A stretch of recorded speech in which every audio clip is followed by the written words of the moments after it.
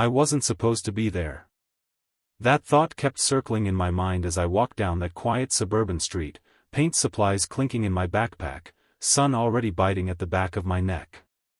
This wasn't my kind of neighborhood, too neat, too quiet, too far from the chaos I was used to. But money talks, and Travis had said his aunt would pay well. Just paint a fence. In and out. No big deal. The address was easy enough to find. A white house with blue shutters, a trimmed lawn, and blooming flowers that looked like they were actually cared for. As I reached the gate, I slowed down without meaning to. There she was. Standing on the porch in the soft morning light, watering flowers with one hand, shielding her eyes from the sun with the other. She looked up and saw me, and I froze for half a second. She wasn't what I expected. Mid-30s, maybe, tall, graceful in a quiet way. She wore a white tank top and denim shorts, nothing fancy, but it felt like everything about her was deliberate without trying. Her hair was pulled back loosely, and she smiled, not wide, not forced, just warm. Real. You must be Kellen, she said. I'm Sloan. Travis told me you'd be helping today. For a second, I forgot what words were. Yeah. Kellen. Nice to meet you. She laughed, low and soft, like she already knew the effect she had. Come on, I'll show you where everything is. She led me around to the backyard, and that's when I saw the fence. A long, weathered stretch of wood running the length of the property. Faded, cracked in places, desperate for new life. Take your time, she said. I'd rather it be done right than rushed. I'll bring you some lemonade in a bit. I nodded and unpacked my gear. The sun was already climbing, and the boards were warm to the touch. I dipped the brush, started at the far corner, and fell into the rhythm. Long, even strokes. The kind of work that didn't need much thinking, just consistency. There was something weirdly peaceful about it. Every now and then, I caught glimpses of her through the windows, talking on the phone, flipping through a book on the porch. She didn't hover. Just passed by from time to time. I tried not to stare, but I was curious. She didn't look like someone who spent her days alone in a house like this. About an hour in, I heard the creak of the screen door. She came down the steps, carrying a tall glass of lemonade. You're doing a great job, she said, handing it to me. Better than I expected, honestly. Thanks, I replied, taking a sip. Cold, perfect. Gotta earn my pay, right? She smiled again. I work from home. Consulting stuff. It's boring to explain. But having someone around doing real work makes me feel like I live in a busy house again. I didn't really know what to say to that, so I just nodded. She didn't seem to expect more. The sun shifted slowly, and the shade moved with it. My shirt clung to my back, sweat dripping from my temples. I lost myself in the motion of painting. It was the kind of focus that made everything else fall away. Then I heard her voice again, quieter this time. Closer. You know, she said behind me, if I were your age, I'd invite you in. I stopped mid-stroke, the brush hovering above the wood. My fingers tightened slightly, unsure if I'd heard her right. I turned, just a bit, enough to catch her expression. She was watching me, her lips curved in the faintest smirk, like she'd dropped a coin into a well and was waiting to hear if it hit the bottom. I let out a small laugh, more nerves than humor. Is that so? She gave a shrug, playful and effortless. But I'm not your age. So, back to painting. Then she turned and walked away, her sandals soft on the steps, her back disappearing into the shade of the house. And I just stood there, brush in hand, paint dripping unnoticed onto the grass, feeling like the air had shifted, like something had quietly opened, even if just a crack. It was a moment that shouldn't have meant much. But somehow, it did. I dipped the brush again and went back to work, slower this time, more deliberate. And as I traced the grains of wood with white paint, I found myself thinking. Some jobs change your bank account. Others change your direction. The next morning, I woke up earlier than usual. Sunlight spilled through the dusty blinds in my hostel room, catching on floating bits of nothing. I lay there for a while, staring at the ceiling, trying to convince myself that what Sloan had said the day before didn't matter. It was just a sentence. A harmless, playful comment. A flick of a match with no real flame. Right? But the thing was, it stuck with me. Not just the words, but the way she said them. Light and teasing, but layered with something else. A challenge, maybe. Or curiosity. Or maybe she was just being kind in her own strange way. Either way, I couldn't shake it.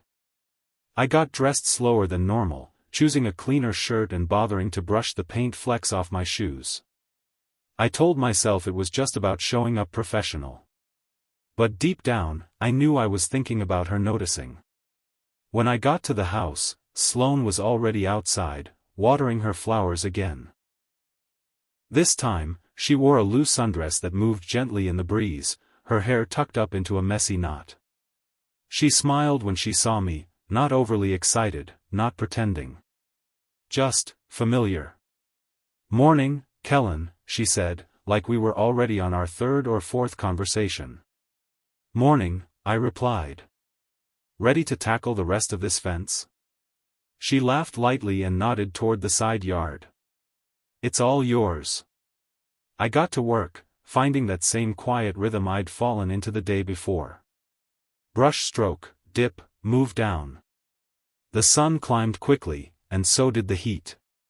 But it didn't feel as heavy.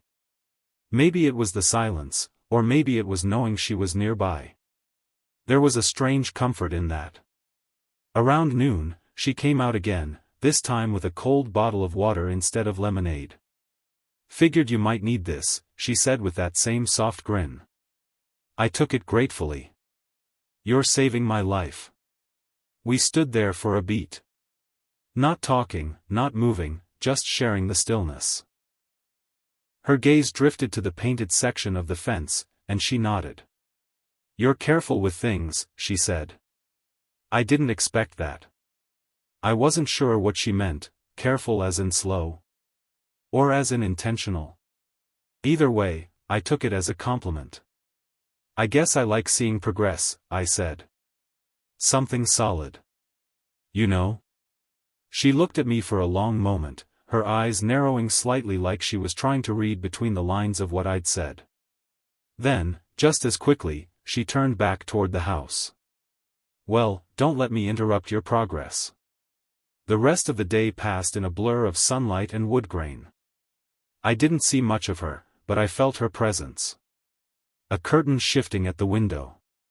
The creak of a floorboard from inside. Her quiet orbit was always there. As I reached the final stretch, I slowed down. Not because the work was harder, but because I didn't really want it to end. I liked being there. It felt like a place where things didn't need to make sense to feel right. When I finally stepped back to check my work, I heard the screen door again. Sloan stood at the back door, leaning casually against the frame, arms folded. Her expression was unreadable, calm, maybe amused, but not distant. "All done?" she asked. I nodded, wiping sweat from my forehead. "Yeah. Looks pretty good, right?" She tilted her head slightly, considering the fence. "You really did a great job. Better than I expected." I gave a half smile. "You say that like you were expecting me to mess it up." She smiled back. "Not mess it up. Just, not care enough to get it right." There was a pause then. Not heavy, not awkward. Just quiet. A shared moment that didn't need filling. She pushed off the doorframe and walked toward me, stopping just a few feet away. "How about you come inside for a cold drink before you go?" I hesitated. It was one of those moments where you feel the world lean ever so slightly forward. Not a command, not a trap. Just an offer. One step would change the shape of everything. I nodded. Sure. Why not? The air inside was cooler, shaded. Her house smelled like lemon and something faintly floral. Everything was clean but lived in. There were picture frames on shelves, a few books, a light throw tossed over the couch like someone actually used it. It wasn't staged. It was just hers. She poured iced tea into 2 glasses and handed me one. We sat at the kitchen island. For a while, neither of us said much. The silence didn't ask anything of us, it just let us be. She broke it gently. You remind me of myself a long time ago. I looked at her, surprised. Yeah? She nodded slowly. Back when I believed moments were more important than plans. That line sat in the air between us for a while, and neither of us rushed to move past it. She didn't look at me when she said it. She just sipped her drink and stared out the window, watching the sunlight fall on the freshly painted fence. I didn't say anything back. I didn't have to. Some people say the most honest things when they're not looking at you. The iced tea was cold and a little too sweet, but I didn't mind. We sat across from each other at her kitchen island, both sipping slowly like we had nowhere else to be. The afternoon light poured in through the wide window, casting long shadows across the countertops. Sloan leaned back in her chair, barefoot, her legs tucked up loosely under her. She looked comfortable. Like this wasn't something out of the ordinary for her. Like I was just another quiet moment in her house. We talked, but not about anything that really mattered. I told her how I'd ended up in town, bouncing between jobs, sleeping in a noisy hostel with thin walls and terrible pillows. She smiled but didn't offer judgment. Just listened, like she was collecting the pieces without trying to put them together. You ever think about going to school? She asked at one point. I shrugged. Sometimes. But I'm not built for schedules. I like not knowing what comes next. She nodded, almost like she understood that more than she wanted to. There was a pause then, not uncomfortable, just natural. The kind that lets you breathe a little slower. Eventually, she stood up and walked over to a small cabinet. Pulled out a bottle of red wine and held it up with a slight tilt of her head. Feel like staying for a glass? I hesitated for a second, but not because I didn't want to. More because I wasn't sure what it meant. What anything meant. But then I looked at her, calm, unhurried, and nodded. Yeah. Sure. We moved to the living room. She poured the wine, handed me a glass, and sat beside me on the couch. The cushions dipped gently under her weight, and our knees brushed without meaning to. The wine was smooth and a little warm. The kind of drink that didn't need ice or perfection, just presence. We kept talking, but the words slowed. Our voices got quieter. And somewhere in the middle of a story about a job I once took trimming hedges for a guy who paid in beer, she laughed. Not loud, but the kind that fills a room in the softest way. You're easy to talk to, she said. I wasn't sure how to respond. So are you. The clock ticked softly behind us, but we weren't checking it. Time had folded into itself. The light outside faded. Shadows deepened. And suddenly, we weren't really talking at all. We were just sitting. Breathing.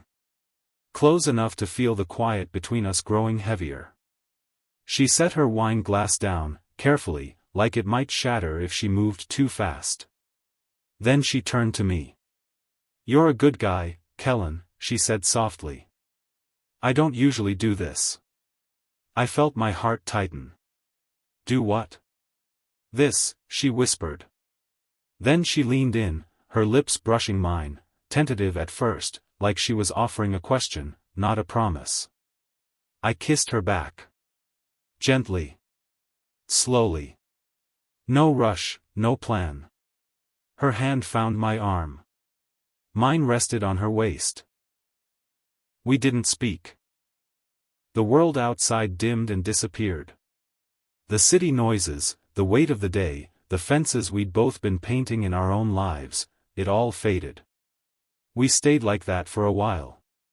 Close. Still. Not chasing anything. When I woke up the next morning, the room felt different. Soft morning light spilled across the bed, touching the edge of unfamiliar sheets. For a second, I just lay there, staring at the ceiling. No regret. No confusion. Just the lingering calm of a night that didn't need to be defined. The smell of coffee drifted in from the kitchen. I pulled on my jeans and t-shirt from the night before and followed the scent. Sloan was at the counter, stirring cream into her mug.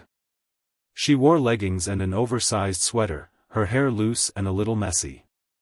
She looked up when she saw me and gave a calm, almost knowing smile. "Morning," she said. "Morning," I replied, voice still rough from sleep. She held out a mug to me. I took it without thinking. We leaned against opposite counters, sipping quietly. There was no awkwardness. No rush to explain or label what happened. Just the echo of something real in the silence between us. She glanced out the window at the fence. The paint still looked fresh. "You know," she said, "I don't make a habit of this." I nodded. "I don't think you do." She smiled at that. Not in defense, but with a kind of softness that made me think she appreciated being seen for who she really was. We didn't say much after that. I finished my coffee. She rinsed the mugs. I grabbed my backpack and headed toward the door. At the threshold, I paused. She stood behind me, one hand resting lightly on the doorframe. There was nothing more to say. Some moments don't need to be explained. They just need to be lived. I didn't plan on seeing her again so soon. But a couple of days passed, and I found myself walking past her street on purpose. I told myself it was just coincidence. Just a shortcut on the way to grab a sandwich or check out a job board. But deep down, I knew better.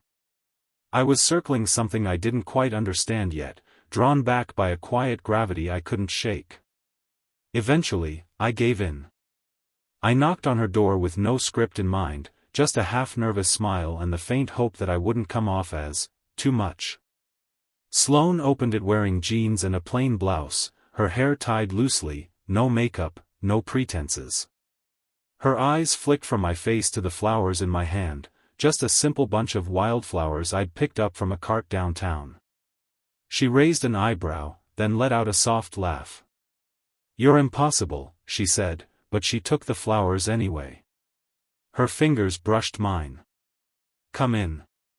We sat at the kitchen table again, like nothing had changed. The flowers sat between us in a small glass vase, already brightening the room.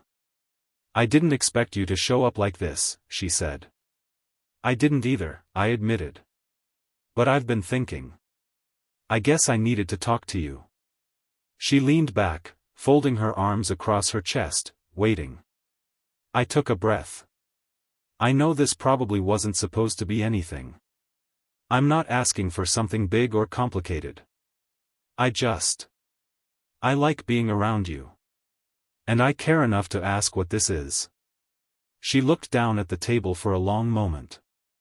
When she finally spoke, her voice was steady, but low. "You are young, Kellen. Too young to be dealing with someone like me."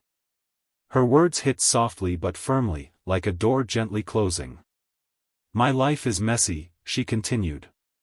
"My past is heavy. My kids barely speak to me. My marriage, it left scars. I'm still figuring out how to be okay." I didn't rush to fill the silence. I let her words sit in the air, giving them the space they needed. She sighed, rubbing her fingers along the rim of her glass. "You shouldn't have to carry someone else's baggage at 23. It's not fair to you." "You're right," I said quietly. "It's not. But I'm not here to carry anything. I'm just saying I want to be present. Whatever that means to you. She looked up then, eyes glassy but sharp, searching mine for something real. What I want, she whispered, is simple. No drama. No expectations. I don't want to wonder if I'm too old or if you'll wake up one day and feel like this is a mistake. I nodded. You want real, but light. Exactly. I can do that. We sat there for a while without saying more, just sipping iced tea in the kind of silence that doesn't feel heavy. It just breathes. Later, we moved to the kitchen. We cooked together, pasta and salad, nothing fancy. But it felt like the most normal night I'd had in months. Easy. Warm. Familiar. We didn't sleep together that night. When dinner was done and the plates were washed, I hugged her at the door. She held on just a second longer than necessary. Neither of us said anything about next time. I walked home through the quiet streets, the air cooler now, the streetlights humming softly above. I didn't feel uncertain or restless. I felt grounded. The next few days were a blur of side jobs and hostile noise. I kept busy, mowing lawns, hauling boxes, grabbing beers with the guys out back behind the building. But my mind wandered more than usual. I kept replaying the quiet in her kitchen, the way she'd touched my hand, the way her voice dipped when she said she didn't want to be a mistake. By Friday, I was tired of waiting for something to pull me back. So I decided to lean into it. I scraped together enough cash for another small bouquet, this time a little messier, a little more real. Wildflowers again. I liked the way they looked like they didn't try too hard. When I knocked, she opened the door in leggings and an oversized sweatshirt, her hair down around her shoulders. Her expression went from surprise to something softer in the span of a second. "Kellen," she said. "I thought you could use these." She took the flowers slowly, eyes not leaving mine. "You always show up when I least expect it. I don't know any other way." She stepped aside and let me in. We sat again at the same kitchen table, the new flowers replacing the old ones. She reached across the table and rested her hand over mine. No pressure, no question. Just warmth. That night, I didn't ask where things were going. I didn't need to. For the first time in a long time, it felt like I was exactly where I was supposed to be. You don't always need a map to know you're heading somewhere worth staying.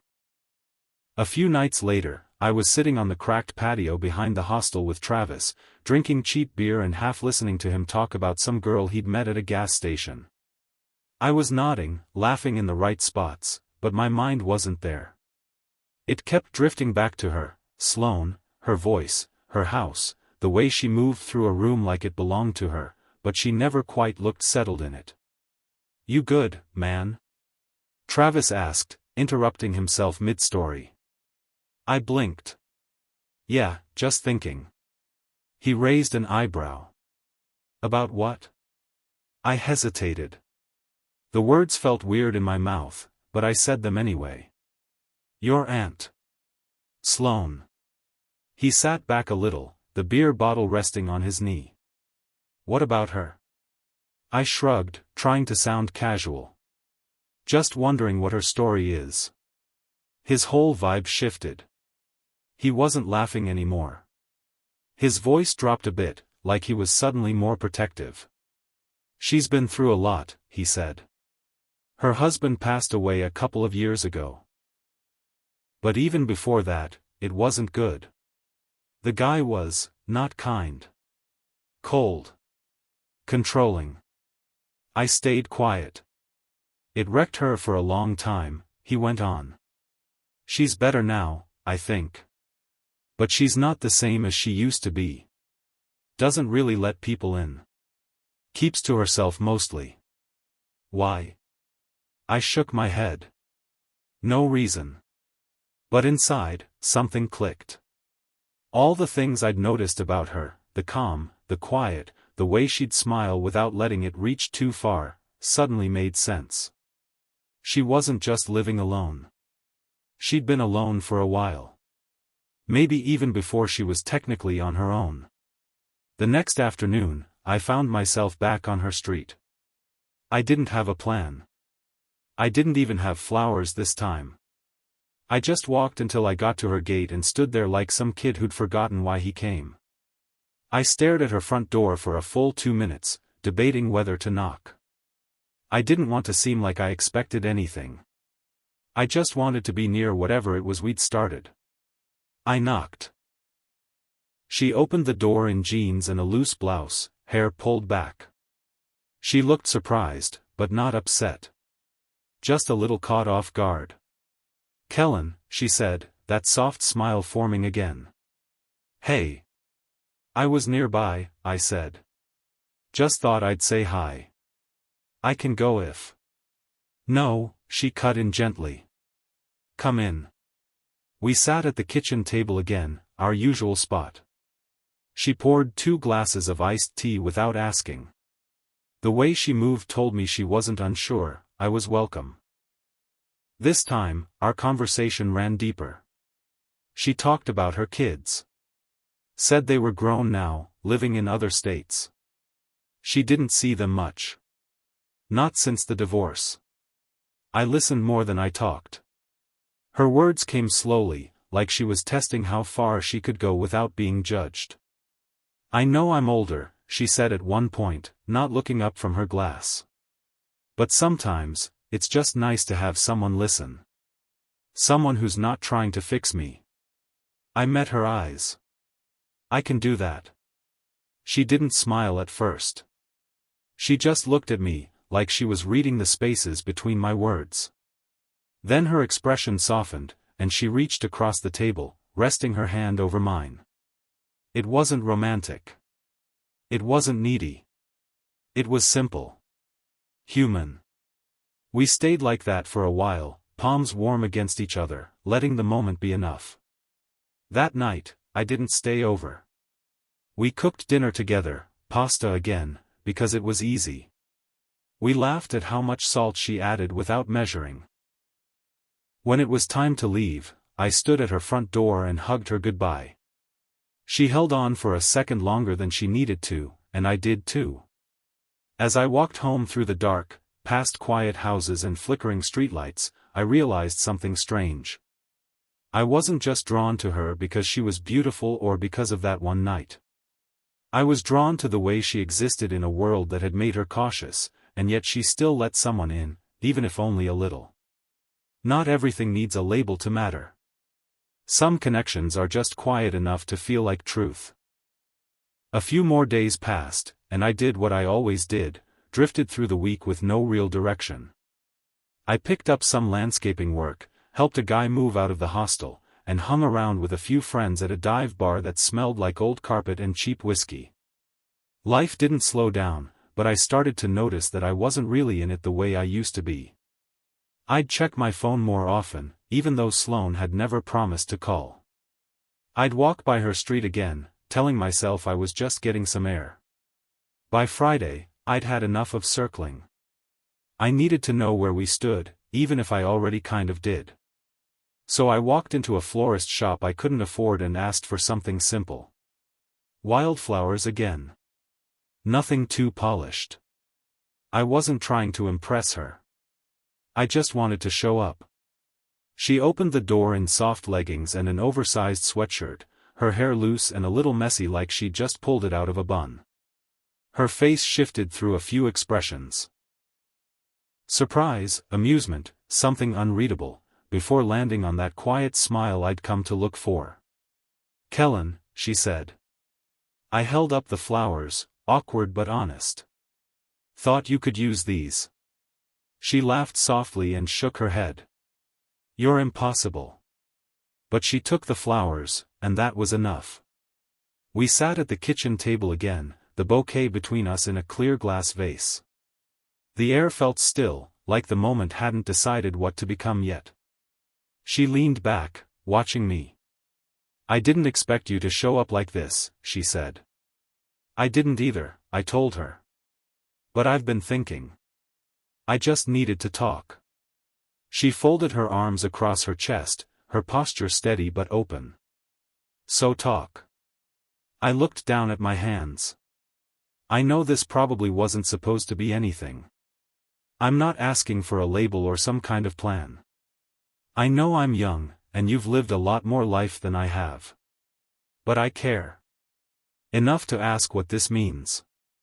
To you. She didn't answer right away. Instead, she stared at the vase, her fingertips brushing the edge of the table. When she finally looked up, her eyes were softer than before, but sadder too. You are young, she said. Too young to be wrapped up in someone like me. I'm not wrapped up, I replied. I'm just here. She shook her head slightly, almost like she was laughing at herself. My life's not clean. My past isn't quiet. My kids don't call. I spent years being someone's second thought, someone's convenience. I promised myself I'd never settle for confusion again. I let her words sink in. I didn't try to correct them. She needed to say them. I'm not here to fix anything, I said. I'm just saying. I like being around you. And I'd like to keep showing up, if you're okay with that. She stared at me for a moment, then exhaled through her nose. I want simple, she said quietly. No drama. No games. I don't want to guess if you'll text, or worry if I'm too old, or wake up wondering if you're over it. I don't need perfect, I said. I just want real. She looked away, blinking a few times before letting a small smile return. You're dangerously good at saying what I need to hear. We sat in silence again, not the kind that needed fixing, just a pause to let the truth settle. Eventually, she spoke again. You know this can't be serious, right? I nodded. I know. I mean it, Kellen. No expectations. You live your life. I live mine. When it ends, we walk away. No regrets. Understood, I said. And honestly, that's probably exactly what I want, too. Her shoulders eased, like something heavy had just slid off her. She reached out and gave my hand a quick squeeze. Good. Because for a minute, I thought you were going to say something ridiculous, like you wanted to date me officially. We both laughed, and just like that, the tension slipped out of the room. That night, I didn't stay. When I hugged her at the door, she held me close for a second longer than necessary, and I let her. There were no promises. No plans for next week. Just something quiet, and true. As I walked down her street again, the sky already turning amber with dusk, I didn't feel the need to label what we were. I didn't need a reason to come back. Sometimes, being wanted for a little while is enough. We weren't a love story. We weren't forever. But we were real in the moment. And that's more than a lot of people get. Weeks passed, but they didn't feel like they slipped away. They settled, quiet and easy, like dust on an old bookshelf. My life stayed the same on the surface, odd jobs, nights at the hostel, beers on cracked patios, but Sloan became this quiet rhythm underneath it all. We didn't see each other every day. Sometimes not even every week. But when we did, it was always calm. Always light. We'd talk about everything and nothing. I'd fix something small around her house, a crooked picture frame, a jammed drawer, and then we'd sit on her back porch, watching the sky change color while sipping iced tea or wine, depending on the hour. She never asked where I'd been. I never asked what she did when I wasn't there. It wasn't about control or updates. It was just breath. We let the space between visits be part of it, not a threat to it. There were no games, no waiting for texts.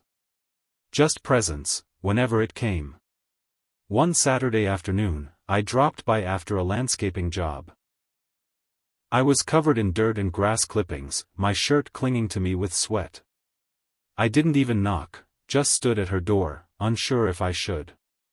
But before I could decide, she opened it. She was wearing an oversized button-up shirt and leggings, her reading glasses still perched on her nose.